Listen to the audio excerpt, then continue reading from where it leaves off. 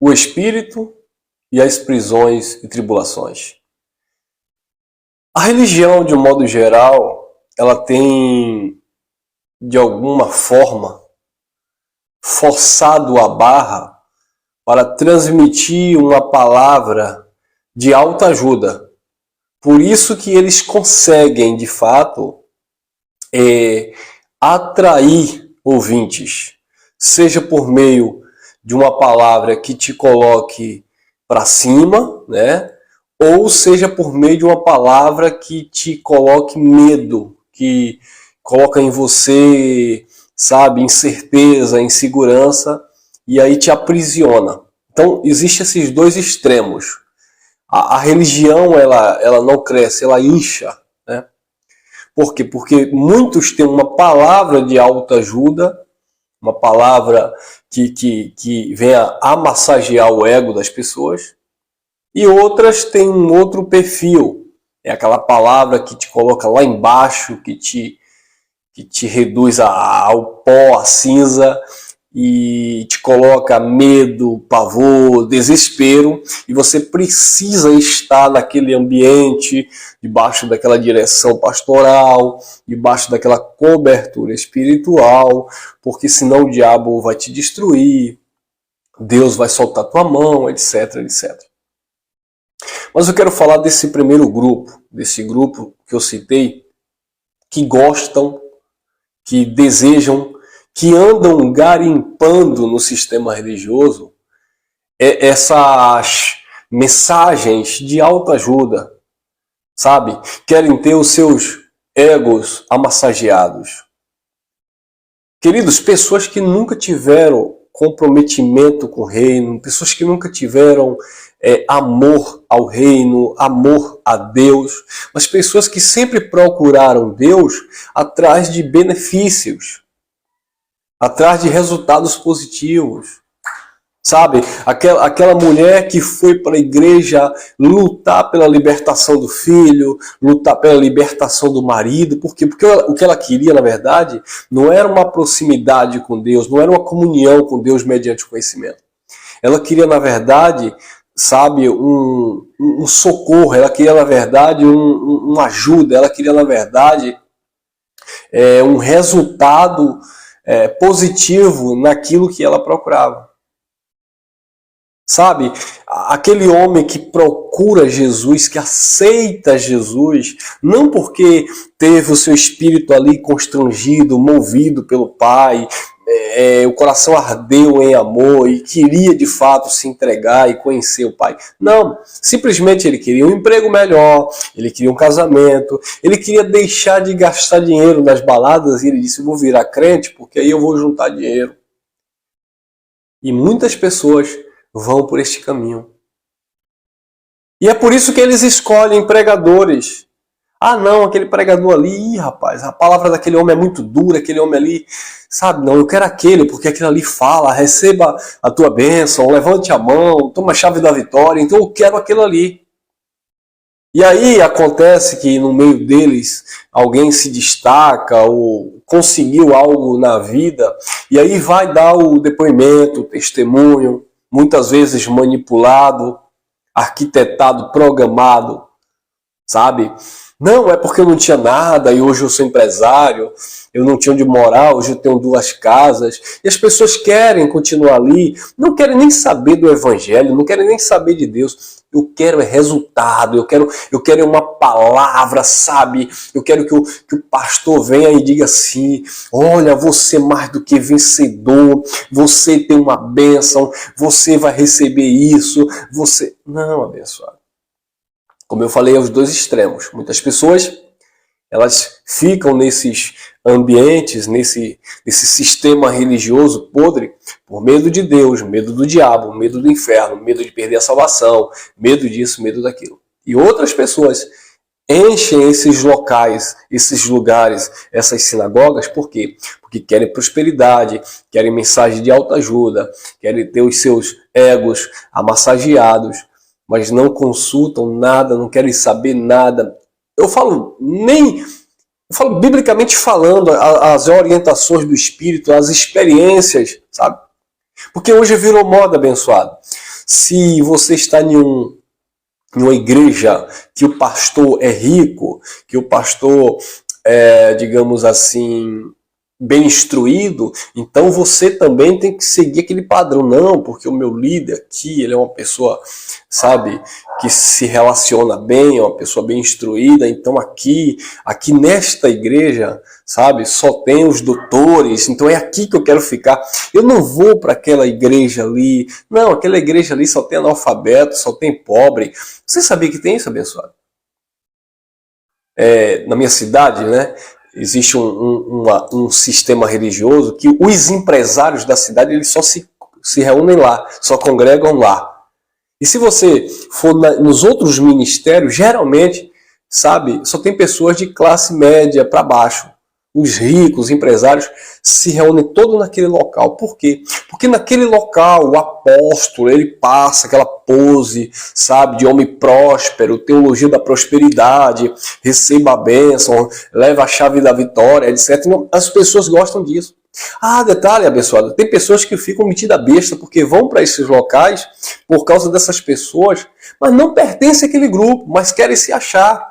Sabe, se esforçam, se matam e passam lá um vestido e uma roupa boa no cartão. Não importa se vai pagar em 12 vezes, mas eu quero fazer parte daquele núcleo, daquele grupo. Sabe, eu quero me sentir importante. Eu quero me sentir incluído naquele clube ali, sabe, abençoados? Mas e cadê o evangelho? Cadê a vida com Deus, o relacionamento com o Espírito, com o reino? Não tem, abençoado. Por quê? Porque vive de oba-oba. Porque vive atrás de status, sabe? Atrás de influência, atrás... E não é isso que o evangelho... Olha que interessante. Não, irmão, mas aqui isso não é coisa de Deus, não. Olha o que aconteceu com o apóstolo Paulo. Atos dos Apóstolos, capítulo 20, versículo 22 ao 24. Olha lá. E agora, eis que ligado eu pelo Espírito, vou para Jerusalém, não sabendo o que lá há de me acontecer. Então Paulo disse, eu vou para Jerusalém, não sei o que vai acontecer comigo. Versículo 23. Senão, o que o Espírito Santo de cidade em cidade me revela, dizendo que me esperam prisões e tribulações. Olha que interessante. Quem revelou para Paulo? O Espírito Santo. Que de cidade em cidade, o que é que Paulo ia ter? Paulo ia ter de cidade em cidade moradia, Paulo ia ter de cidade em cidade uma conta bancária satisfatória, Paulo iria ter em cidade bênçãos sem medidas, Paulo iria ter de cidade em cidade aquilo que o Espírito Santo revelava, prisões e tribulações. Queridos, como eu falei, essas pessoas que procuram Deus, entre aspas, procuram Deus, atrás de status, de reconhecimento de homem, querendo ouvir palavras que venham massagear o seu ego. Certa feita Jesus estava dando um sermão e os seus ouvintes estavam ali, de repente eles disseram, dura esse sermão, quem pode suportar isso? Quem é que pode suportar? E hoje eu vou falar aqui no povo da graça de Deus. Quem é hoje que pode suportar uma palavra em graça, que venha corrigir, que venha disciplinar, que venha orientar? Quem é? São poucos, é claro que tem, mas são poucos. Porque muitos, ao conhecerem a graça de Deus, começam abençoados a dizer, não, porque não é bem assim, porque Deus falou para aquele povo, não foi para mim. Querido, nós estamos sendo direcionados pelo Espírito. E é o Espírito do Pai que nos ensina, que nos corrige, que nos disciplina, mediante a orientação da sua palavra. Mas tem pessoas que não concordam, que não gostam disso. Esse irmão agora está falando que eu tenho que ser santo, esse irmão agora está falando que eu tenho que obedecer o evangelho. Irmão, você tem que entender que eu estou em graça. Aí para usar os textos que não há condenação sobre a sua vida, você tem graça. Para usar os textos que você está reinando em vida, você está em graça. Para usar os textos que você é mais do que vencedor, você está em graça, porque Paulo falou isso. Para usar os textos que você não está debaixo da lei, mas debaixo da graça, você está em graça. Para usar os textos que não existe maldição sobre as nossas vidas, aí nós estamos em graça. Para usar os textos que somos novas criaturas, estamos em graça. Para usarmos os textos que não precisam dar dízimo, eu estou em graça. Para usar o texto que eu não preciso no monte, eu estou em graça. Para usar o texto que Deus não habita em templo feito por mão de homens, eu estou em graça. Para usar o texto que não existe pastor me governando, porque quem me governa é o Espírito, eu estou em graça. Mas para usar os textos que Paulo falou, que ele nos chamou para a santificação e não para a imundícia, não serve para mim. Para usar os textos que Paulo falou que tudo é lícito, mas nem tudo convém, já não serve para mim. Para usar os textos que a palavra vai dizer, sede santo como é santo o vosso Deus, já não serve para mim. Para usarmos os textos que a palavra diz que nós não podemos nos comunicar ou aceitar, receber, participar das obras infrutíferas das trevas, mas antes condenar essas práticas, não serve para mim. Para usar os textos que nós devemos amar como Cristo nos amou, em graça, não serve para mim. Mas algumas coisas em graça eu pego porque eu quero, na verdade, receber uma mensagem em graça, mas seja uma mensagem de autoajuda. Você sabia que teve pessoas que já disseram para mim várias vezes: meu irmão, por que você não muda o perfil da sua mensagem? Faça como fulano, como Beltrano.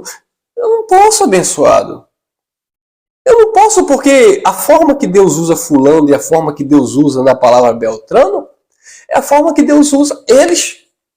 Se eu acredito que Deus usa eles naquela forma, eu preciso acreditar, porque se eu não acreditar, não é você que vai acreditar em mim. Eu preciso acreditar que Deus usa a minha vida como instrumento desta forma, então eu não tenho que forçar a barra. Sabe? Então, a gente peca muito nisso, em querer mudar a personalidade, o perfil do outro. É claro, e até eu quero agradecer algumas pessoas que vêm no meu WhatsApp e dizem: irmão Elson, o que você acha disso, acha daquilo, e faz algumas colocações interessantíssimas, que aí eu pego, que eu percebo que de fato vai trazer uma edificação mútua, porque eu não tenho que pensar só em mim, eu tenho que pensar justamente, principalmente nas pessoas que estão recebendo essa palavra. Eu digo: meu irmão, valeu. Irmão, me desculpe aí, não é te corrigindo não, só foi uma orientação. Não, irmão, eu recebo. Uma coisa é alguém te orientar, uma coisa é alguém te dar uma opinião, uma sugestão, uma crítica construtiva. E outra coisa é a pessoa colocar o dedo na sua cara e dizer: não, você fica falando assim do sistema, que não sei o que, BBB, bababá.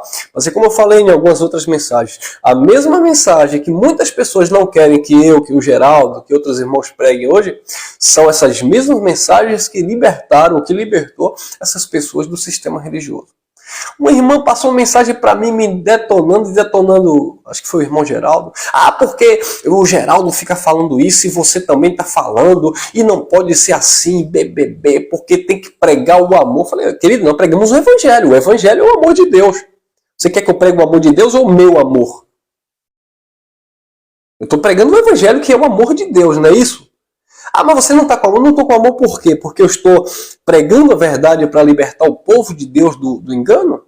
Eu não estou pregando ódio, eu não estou pregando contenda, eu não estou pregando confusão, eu não estou mandando você sair no tapa com alguém do sistema religioso, eu não estou te incentivando a entrar dentro da igreja evangélica X ou Y e discutir com o pastor. Não, nós estamos pregando o evangelho como Jesus pregou no seu tempo e denunciava o sistema, como Pedro, Tiago, João, como o próprio Paulo pregou na época. E Paulo disse: se fosse para agradar os homens, eu não seria servo de Cristo. Como Pedro, João e Tiago, eles diziam lá, os sacerdotes: importa agradar a Deus do que aos homens. Então, a gente não está aqui para ficar massageando o ego de ninguém, irmão. E essa irmã cismou comigo que não, porque não é bem assim. Eu falei: me responda uma coisa. A senhora era do sistema. Qual foi a mensagem que te libertou do sistema? A mensagem que me libertou do sistema foi aquela mensagem que vocês falam que não existe Santa Ceia. Foi aquela que vocês falam que dízimo não é para a igreja. Foi aquela que vocês falam que oração com mão na cabeça é legalismo. Eu falei: interessante. Então, para a senhora que se beneficiou com essas verdades, foi bom. Agora, nós temos que fechar a boca agora, não continuar falando, porque a senhora está se sentindo incomodada. É isso? Quer dizer, você se libertou por uma palavra impactante, uma palavra poderosa, uma palavra libertadora. Mas você quer que a gente venha parar agora porque você já alcançou a liberdade. E os outros já alcançaram? E aqueles que estão lá presos no sistema religioso. Isso é egoísmo, egocentrismo, eu só quero para mim. Eu não posso massagear seu ego. Não, porque eu já aprendi no seu... Ah, já aprendeu? Pronto, vai viver sua vida agora. Mas existem milhões de pessoas que estão no sistema religioso precisando ouvir essas verdades. Eu poderia, meus irmãos, com o conhecimento que nós temos historicamente falando da Bíblia, nós poderíamos aqui mudar totalmente a característica da nossa programação. Sabe, se é para ganhar números e números de inscritos, eu poderia abrir mão do mais de 15 mil inscritos que nós temos aí no canal e recomeçar do zero pregando legalismo. Eu tenho certeza que em menos de um ano esse canal iria estourar para mais de 200 mil inscritos. Mas o quê? Pregando mentira? Colocando aqui, sabe, uma túnica legalista, mudando a tonalidade da voz e dizendo que você tem uma bênção de Deus a ser manifestada. Feche os olhos, receba agora a minha oração profética. Queridos, essas pessoas que vivem atrás de novidades, essas pessoas que buscam isso, estão aí sedentas. Porque elas não querem a verdade, elas querem engano. Sabe? Elas não velam pela verdade, elas velam e querem receber engano. Mas não, abençoados, nós não fomos chamados para isso. Nós não fomos chamados para viver no engano. Nós fomos chamados para pregar essas verdades. E Paulo disse, olha, o Espírito Santo me revela de cidade em cidade que há de haver prisões e tribulações. Mas tem crente em graça hoje que quando você fala de uma dificuldade em graça, não, que nada, irmão, eu estou na graça. Ah, é? Quem disse que na graça nós estaremos ausentes dos espinhos? Hã? Paulo estava na graça, mas tinha um espinho na carne. Aí detalhe, Paulo orou para Deus tirar. E Deus não tirou. Prisões e tribulações. Quem disse que porque você está na graça, você não está sujeito a passar pelas mesmas dificuldades, tribulações que alguém que está no sistema religioso está passando, ou já passou, ou alguém que está fora desse âmbito de contexto de coisas espirituais? Quem te falou isso? Não, porque eu estou na graça, eu não aceito uma dor de dente, eu não aceito, eu não quero. Você pode até não aceitar, ninguém quer, irmão. Ninguém quer uma enfermidade, ninguém quer uma dor de dente, ninguém quer passar mal. Mas sempre vamos passar por algum tipo de dificuldade. E detalhe, quem vai te revelando isso, uma vez que você caminha no entendimento do Espírito, é o próprio Espírito abençoado. É o próprio Deus que vai te preparando para isso, te capacitando para isso. Eu louvo a Deus que, assim, eu já tive algumas perdas na minha vida, falando de pessoas que partiram, familiares, como minha mãe, parentes bem próximos. Queridos, eu louvo a Deus que o próprio Espírito, dias antes, já vinha me preparando. E ali eu já ia também tocando no assunto com os parentes mais próximos. Olha, vamos nos preparar aí, realmente, sabe? Deus já ia preparando o meu coração, a minha mente para os embates da vida. Não, tem gente que está assim, porque eu estou na graça. Então, aí quando acontece uma situação, acabou a pessoa. Destruiu a pessoa. Ah, irmão Elcio, mas eu estava ouvindo você, eu estava ouvindo os pregadores da graça, mas agora aconteceu isso, o que foi que eu plantei? Você não plantou nada, abençoado.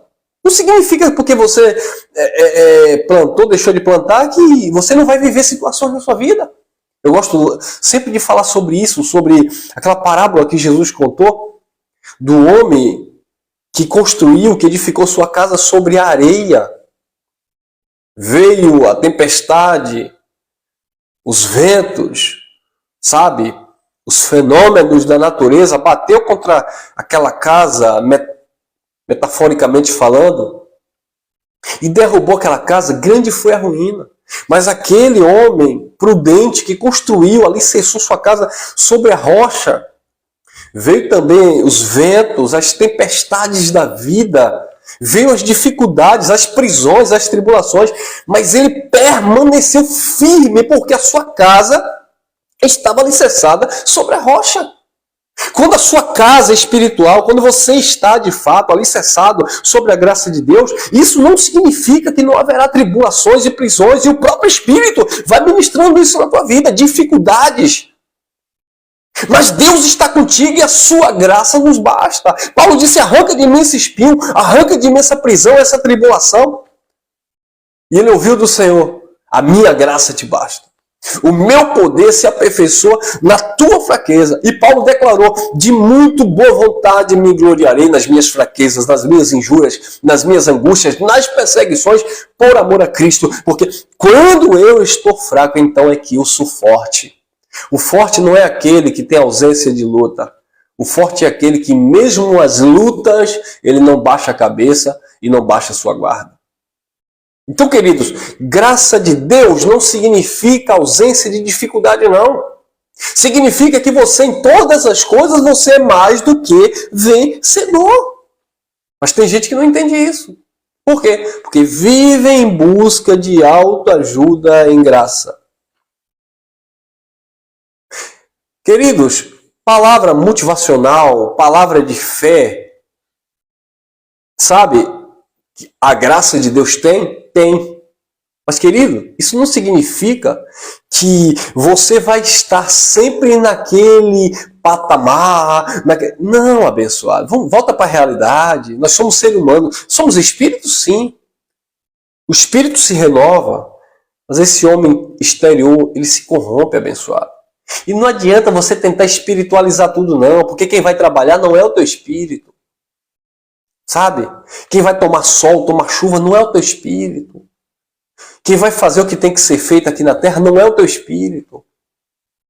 Quem vai estar sujeito, infelizmente, à criminalidade, a assalto, a isso e aquilo, não é o teu espírito.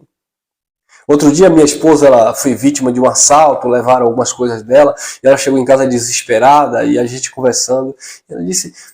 Elcio, o que é que está acontecendo? Por que isso está acontecendo? Eu olhei para a cara dela e falei, minha irmã, não entendi você agora.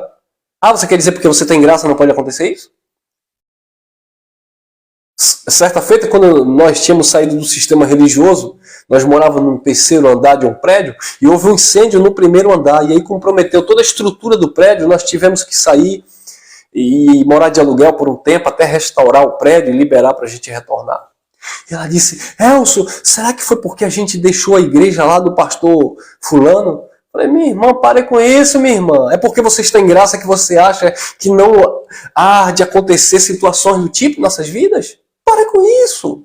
Então eu nunca olhei para isso, eu nunca fiquei focado no problema, eu sempre fiquei focado no meu Deus, porque é o meu Deus que me tira do problema, abençoado.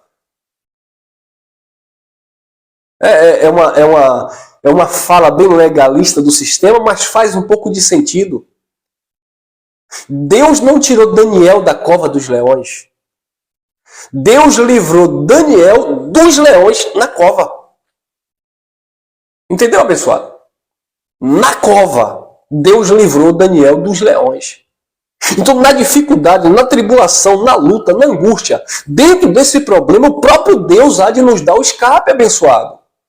E não ficar aí, porque agora é graça e eu não posso. Não pensa não, abençoado. Todos nós, tanto do sistema religioso como da graça, sem ser da graça e da desgraça, todo mundo passa por algum motivo, alguma dificuldade. Jesus disse, olha, o sol nasce para todos, a chuva cai para todos, para os maus e para os bons, para os justos e para os injustos. Estamos debaixo do mesmo céu.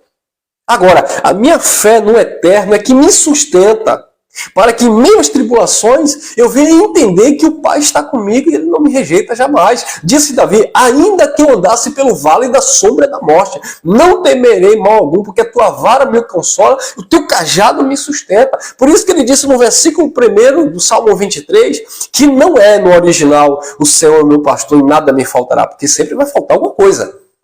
O original é, o Senhor é o meu pastor e Ele não falta para comigo, Ele está sempre comigo.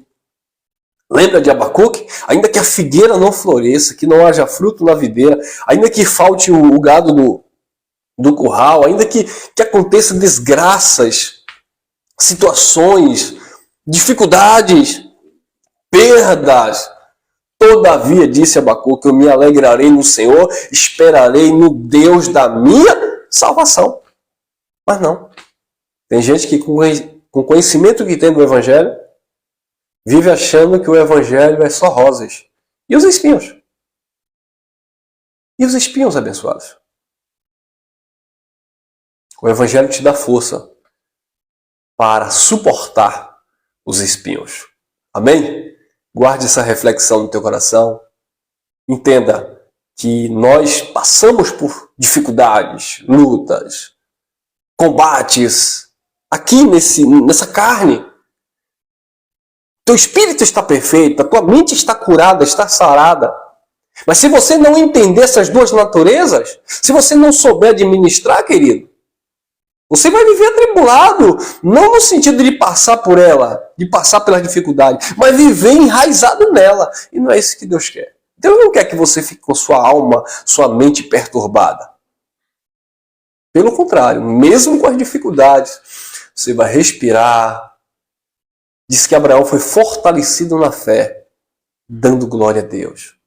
Mesmo olhando ali as suas limitações, as suas impossibilidades, mas ele foi fortalecido na fé, dando glória a Deus.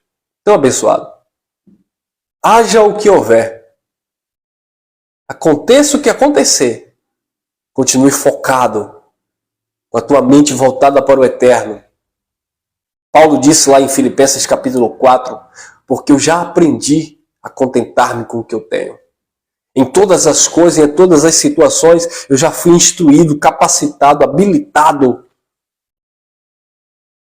tanto a ter fartura, como a padecer necessidade, como ter, sabe, mais ou menos, está bem ou está mal, eu posso todas as coisas naquele que me fortalece. Que haja força de Deus na tua vida, que haja mover da graça de Deus na sua vida, e que você esteja desfrutando verdadeiramente do reino eterno. Graça e paz, graça eterna.